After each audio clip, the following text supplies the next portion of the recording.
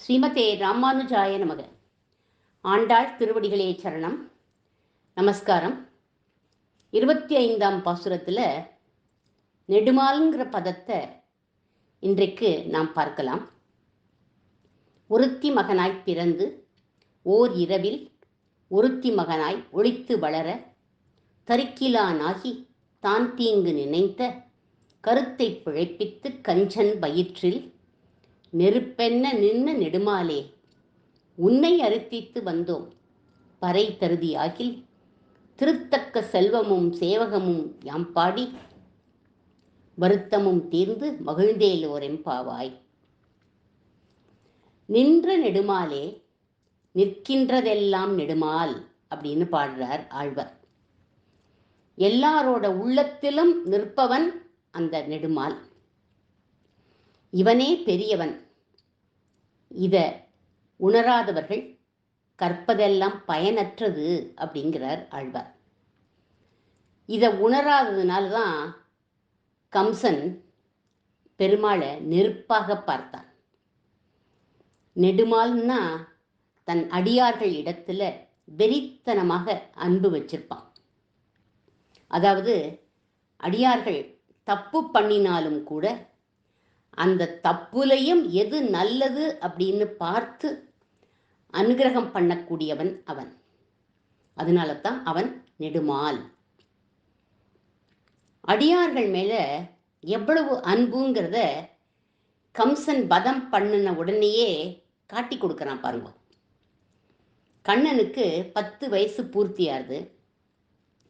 அப்பதான் நாரதர் போய் கம்சன் கிட்ட சொல்ற, கம்சா, நீ எங்கெங்கேயோ தேடின்னு இருந்தியே தேவகியோட புத்திரன் 8வது புத்திரனை.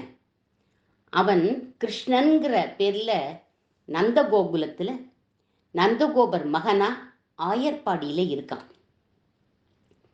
அவன் மட்டும் இல்லை, அந்த 7வது குழந்தை அபாஷன் ஆயிடுத்துன்னு சொன்னாளே, கதையெல்லாம் சொன்னாளே, அதுவும் அந்த குழந்தையும் பலராமன்கிற பேர்ல ஆயர்பாடியில இருக்கு.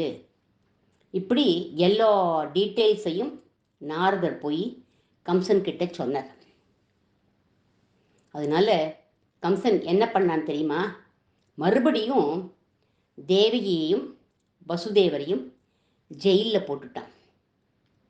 அதுக்கப்புறம்தான் இந்த தனுர் யாகம் எல்லாம் ஏற்பாடு பண்ணினான். அந்த யாகத்துக்கு வந்த கண்ணன் கம்சனை அழிச்சுட்டார். அதுக்கப்புறம் தேவகி வசுதேவரை சிறையிலேருந்து விடுவிச்சார். 2 பேரும் பெற்றோர்களை விழுந்து சேவிச்சார். கிருஷ்ணனும் பலராமனும் தேவகி வசுதேவரை விழுந்து சேவிச்சா. வருத்தத்தோட சொல்றார், 10 வருஷமா உங்களை நாங்கள் கவனிக்காமல் இருந்துட்டோமே, ஜெயிலில் கஷ்டப்படும்படி நாங்கள் வச்சுட்டோமே, உங்களை சௌக்கியமாக நாங்கள் வச்சுக்கலையே அப்படின்னு வருத்தப்படுறார்.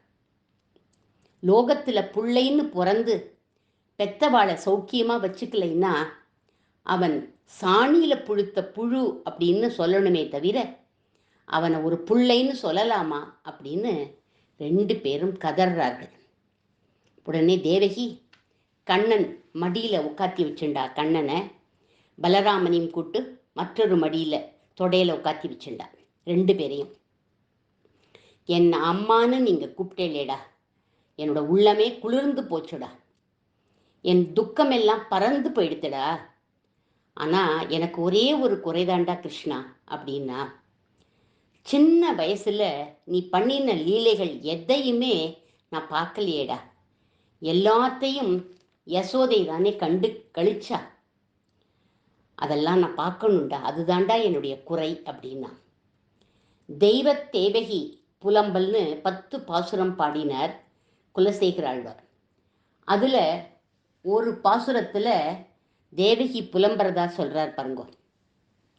முழுதும் வெண்ணெய் அளைந்து தொட்டு உண்ணும் முகிழ் இளஞ்சிறு தாமரை கையும் எழில்கொள் தாம்பு கொண்டு அடிப்பதற்கு எழுகு நிலையும் வெண் தயிர் தோய்ந்த செவ்வாயும் அழுகையும் அஞ்சி நோக்கும் அந்நோக்கும் அணிகொள் செஞ்சிறுவாய் நெளிப்பதுவும் தொழுகையும் இவை கண்ட யசோதை தொல்லை இன்பத்து இறுதி கண்டாளே அப்படிங்கிறார் ஒரு பாசுரத்தில்.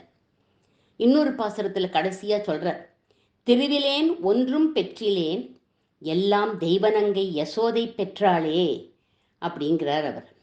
இது எல்லாத்தையும் தேவகி சொல்வதாக.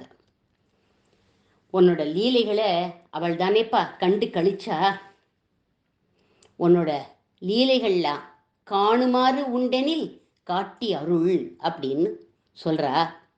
ஓகேம்மா அப்படின்னுட்டான் கண்ணன். அவன் அவதரிச்சதுலேருந்து 10 வயசு வரைக்கும் யசோதைக்கு என்னென்ன லீலைகள் பண்ணி காண்பிச்சானோ அத்தனையும் தேவகிக்கு ரீகேப் காமிச்சிட்டான். அது மட்டும் இல்லை, யசோதையிட்ட தாய்ப்பால் குடித்த மாதிரி தேவகி மாதாக்கிட்டையும் 10 வயசில் தாய்ப்பால் அருந்தி அந்த அனுபவத்தையும் கொடுத்துட்டான். ஒருத்தர் பக்தியோட கேட்குறா அப்படின்னா அவர்கள் கேட்டதை கொடுக்கக்கூடிய அந்த பண்பு, அதைத்தான் நெடுமால் அப்படின்னு சொல்கிறோம். மகாபாரதத்திலையும் அழகா இதை கண்ணபிரான் காமிக்கிறான். ஒரு அசுரன் பரமசிவனை குறித்து தபஸ் பண்ணினான் அவன். அப்போ சிவபெருமான் காட்சி கொடுத்தார். என்ன வரம் வேணும் அப்படின்னு கேட்டார். அந்த அசுரன் ரொம்ப கெட்டிக்கார்த்தனமாக கேட்கறதா நினச்சிண்டு ஒரு வரம் கேட்டான். என்ன வரம் அப்படின்னா, நாராயணனால எனக்கு மரணம் வரக்கூடாது அப்படின்னு வரம் கேட்டான். ஏன்னா யார் என்ன வரம் கொடுத்தாலும் கடைசியாக நாராயணன் வந்து அவளை அழிச்சுடுறார். அதனால இவன் பார்த்தான், நாராயணனால எனக்கு அழிவே வரக்கூடாது, சாவு வரக்கூடாதுன்னு கேட்டுட்டான். சிவபெருமான் உடனே நாராயணனுக்கு ஃபோன் பண்ணிட்டார். உன்னால் மரணம் கூடாதுன்னு ஒருத்தன் வரம் கேட்குறான், வரம் கொடுக்கட்டுமா அப்படின்னு கேட்டார். ஓகே கொடுத்துடு, நான் பார்த்துக்கிறேன் அப்படின்னு விட்டார் நாராயணன். சிவபெருமான் அந்த அசுரனுக்கு வரம் கொடுத்துட்டார். வரம் கிடைச்ச அந்த குஷியில், அந்த சந்தோஷத்தில் நேர எங்கே தெரியுமா போனான்? பார்வதி தேவி கிட்ட போனான். அவள்கிட்ட போய் அபச்சாரப்பட்டான். அவளுக்கு ரொம்ப கோபம் வந்துடுத்து. ஏண்டா, என்னோட பதி வரம் கொடுத்ததுனால இங்கே வந்து ஆடுறையா? உன்னோட உடம்பு வஜ்ரம் பாஞ்ச உடம்பா இருந்தாலும் இடுப்புக்கு கீழே நீ நோஞ்சானா தான் இருப்ப அப்படின்னு அவள் சாபம் கொடுத்துட்டான். அதாவது இடுப்புக்கு மேலே வைரம் பாஞ்ச உடம்பா இருக்கும், இடுப்புக்கு கீழே இலவம் பஞ்ச மாதிரி இருக்கும் அவனுடைய உடம்பு. இப்படி வந்து பிறந்தவன் யார் தெரியுமா? துரியோதனன். இந்த வரம் வாங்கின விஷயம் யாருக்குமே தெரியாது, துரியோதனனுக்கு மட்டும்தான் நன்னா தெரியும். அதனால சின்ன வயசுலேயே அவன் என்ன நினச்சான்னா, கதாயுதம், கதையை ஆயுதமாக கொண்டு அந்த பயிற்சியை கற்றுப்போம் அப்படின்னு நினச்சான். ஏன்னா இந்த கதாயுத்தத்தில் தான் இடுப்புக்கு கீழே ஒருத்தரை அடிக்கக்கூடாதுன்னு ஒரு ரூல் இருக்கு. அப்படி அடித்தா அது தப்பான ஆட்டம், ஃபவுல் பிளே. அதனால அந்த கதை ஆயுத பயிற்சிக்கு போவோம் அப்படின்னு நினச்சி யார்கிட்ட போனான் அப்படின்னா, இந்த கதாயுதத்தில் ரொம்ப கெட்டிக்காரர் யார் அப்படின்னா பலராமர் தான். அதனால பலராமர்கிட்ட வந்து கேட்டான், எனக்கு நீங்கள் சொல்லி கொடுங்கோ அப்படின்னு. பலராமர் சொன்ன, ஏற்கனவே பீமன் என்கிட்ட வந்து கற்றுக்கிறான்ப்பா. உங்கள் 2 பேருக்கும் என்ன பொருத்தம் தெரியுமா? ஒன்றை நான் என்னோட கிளாஸில் சேர்த்துண்டேன்னா உங்கள் 2 பேருக்கு இடையில கதாயுத்தம் தான் நடக்குமே தவிர கிளாஸையே ஒழுங்காக நடக்க விட மாட்டேன் நீங்கள் 2 பேரும். அதுதான் உங்கள் 2 பேருக்கும் உள்ள பொருத்தம். அதனால பீமனுக்கு நான் கற்றுக் கொடுத்துட்டுருக்கேன், அதனால இப்போ உனக்கு கற்றுக் கொடுக்க முடியாது அப்படின்னு விட்டார். ஆனால் இந்த அரக்கு மாளிகை எரிப்பு சம்பவத்தில் பாண்டவர்கள்லாம் போயிட்டான்னு எல்லோரும் நினச்சிட்டு இருந்தா. ஆனால் கிருஷ்ணனுக்கு மட்டும்தான் தெரியும் அவள் உயிரோடு இருக்கா அப்படின்னு. பாண்டவர்கள் போயிட்டான்னு பலராமர் கூட நினச்சிட்டு இருந்தார். துரியோதனனை கூப்பிட்டு அப்போ பலராமர் சொல்கிறார், எனக்கப்புறம் இந்த கதாயுத வித்தை அழிஞ்சுடக்கூடாது துரியோதனா, அதனால நீ எங்கிட்ட வந்து பயிற்சி எடுத்துக்கோ அப்படின்னு சொன்னார். பலராமர்கிட்ட ரொம்ப நன்னா துரியோதன் கத்துண்டான். ஏன்னா அவனுக்கு அதில் இன்ட்ரெஸ்ட். பலராமரே துரியோதனை வந்து பாராட்டினர். என்ன பாராட்டினா, துரியோதனா நீ ரொம்ப நன்னா விளையாடுறடா, ரொம்ப நன்னா கற்றுக்கிறடா, சீக்கிரமாக கற்றுக்கிற. பீமனுக்கு உடம்புல பலம் ஜாஸ்திடா, அதனால அவன் காட்டடி அடிப்பான் எல்லாரையும்.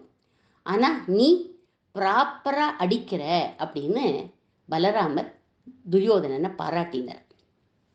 அவர் பாராட்டின உடனே ஆணவத்தோட உச்சிக்கே போயிட்டான் துரியோதனன். யுத்தம்னு வந்தால் இவன் கதா யுத்தத்துக்கு தான் போவான். ஏன்னா இடுப்புக்கு கீழே யாரும் அடிக்க முடியாது இல்லையா, அதனால் அதுக்கு தான் போவான். யாருமே இனிமே நம்மளை கொல்லவே முடியாது, நாராயணனும் கொல்ல முடியாதுன்னு வரம் வேற இருக்கு. அதனால இவனுக்கு இருமாப்பு ஜாஸ்தி ஆயிடுது, கர்வம் ஜாஸ்தி ஆயிடுது. பஞ்சபாண்டவால சதா சண்டைக்கு இழுத்துட்டே இருப்பான். வரம் கொடுத்த நாராயணன் எப்படி நெடுமால் ஆனார் நாளை பார்க்கலாம். ஆண்டாள் திருவடிகளே சரணம்.